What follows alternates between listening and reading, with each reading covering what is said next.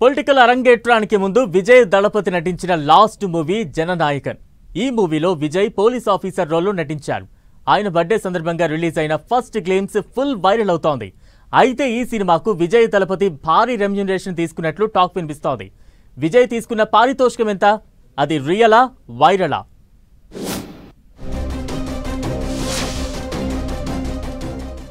విజయ్ దళపతి Jana Nayagan మూవీపై fans లో expectations ఇంకా పెరుగుతున్నాయి. విజయ్ 51వ బర్త్డే సందర్భంగా రిలీజ్ అయిన గ్లింప్స్ తెగ ఆకట్టుకుంటోంది. విజయ్ పొలిటికల్ ఎంట్రీ ఇవ్వడంతో ఇది ఆయన లాస్ట్ సినిమా అని ఎప్పటి నుంచో ప్రచారం ఉండడంతో ఫ్యాన్స్ అంచనాలు పెరిగిపోయాయి. Jananayagan movie first roar full viral అవుతోంది. అయితే ఈ సినిమాకి విజయ్ దళపతి భారీ రెమ్యునరేషన్ తీసుకుంటున్నట్లు టాక్ వినిపిస్తోంది.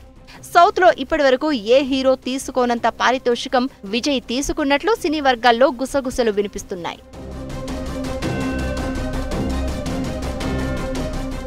జననాయకన్ మూవీ కోసం విజయ్ దళపతి 275 కోట్ల పారితోషికం తీసుకున్నారనే వార్త సినీ ఇండస్ట్రీలో సంచలనం రేపుతోంది.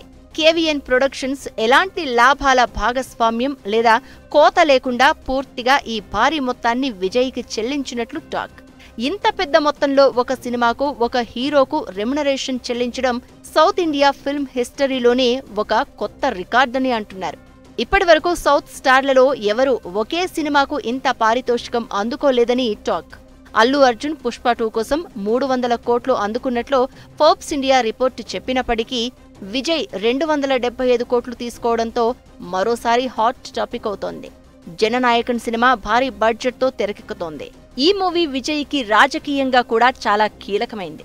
అతని అభిమానులను ఉత్తేజపరిచే కథాంశంతో సినిమా రూపొందుతున్నట్లు గాసిప్స్ వైరల్ అవుతున్నాయి.